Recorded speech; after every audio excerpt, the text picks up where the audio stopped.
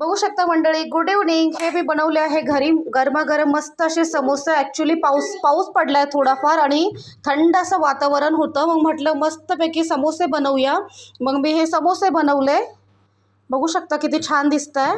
आता हे मस्तपैकी गरम करून घेते आणि गरम करून गरमागरम समोसेचा आस्वाद घेऊया. मला समोसा प्रचंड आवडतो. तुम्हालाही आवडतो का मला नक्की कळवा. आणि माझी समोस्याची अशी डिफरंट अशी रेसिपी हवी असेल तर नक्की कमेंट्सद्वारे मला कळवा. मी रेसिपी ही नक्की शेअर करेन. आणि तुमच्याकडे काही वेगळी आयडिया किंवा वेगळी रेसिपी असेल तर तेही मला कमेंट्सद्वारे सांगू शकता तुम्ही.